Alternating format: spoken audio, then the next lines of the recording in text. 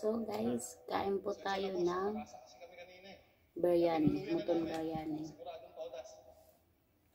Alam niyo, hindi ko na problema yun. Kung sa umpisa pa lang, ginawa nila na maayos yung trabaho ninyo, wala sana nakaberya. 12 dirhams lang ito guys. Nagawa naman namin lahat ng gusto mo. Sabihin niyo lahat ng kilos ninyong palpak.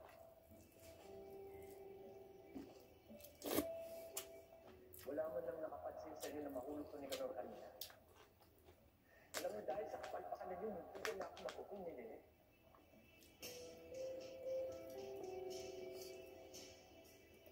Isama niyo yung panyong yan sa hukay ni Kanor.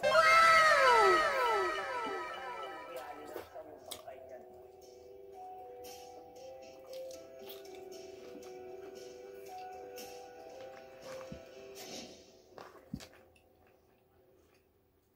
Ano naman ang kinalaman ng panyong yan sa pagkawala ni Mang Kanor? Oh, huwag mo sabihin hindi mo nare-recognize yung panyong yan, Renan. Naalala mo yung minsan mag-dinner tayong tatlo nila, Aaron? Nakita ko mismo na nahulog mula sa'yo yung panyong yan. At ang excuse mo ng time na yun, sa'yo yung dugo sa panyo dahil nasugatan ka. So, expert ka na pala ngayon sa pag-identify ng mga panyo.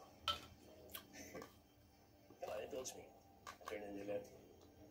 How can you be certain that that handkerchief and the one that you saw from before are in fact one and the same? Iisa lang naman ang paraan para malaman kung kanino ang mansya ng dugo sa panyo.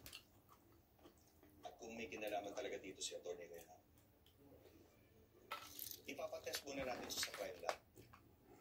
Hihingi kami ng DNA sample mo para ma-compare ang DNA sample mo sa DNA traces ng dugo sa panyo.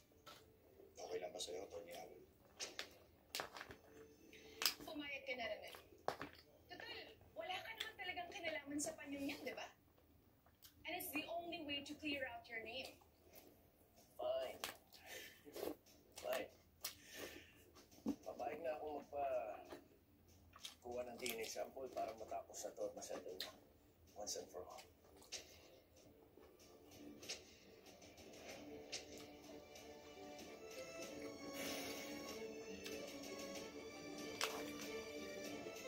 Ano ba bang balak niyo? Magpapaschedule pa rin po ba tayo sa simbahan para malaman ang totoong killer ni Mary at para malinis na yung pangalan ng anak?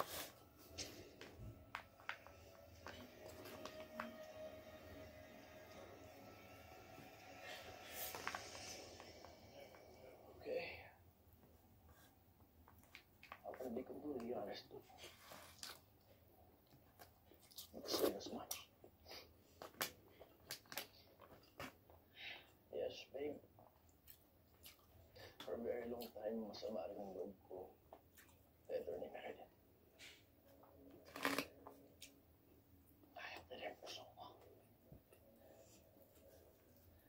Pero nung nalaman ko na namatay siya, and the Keystone needed a lawyer para sa murder case niya, I took the job.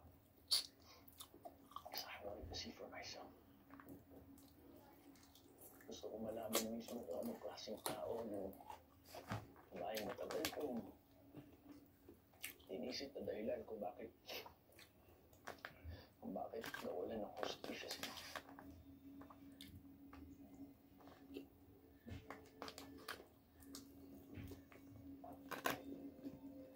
Pero alam mo, babe,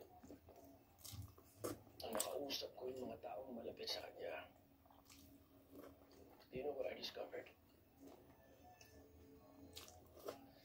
I found out that she was a kind, honest woman. Na minsan hindi siya gumawa ng kahit na anuman para matumisan ang integridad na babe. She was a woman of honor.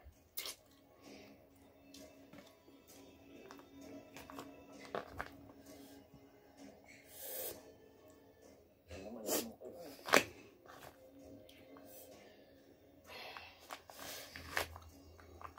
Finally, palit ko na lahat ng galit na itinanim ko sa puso.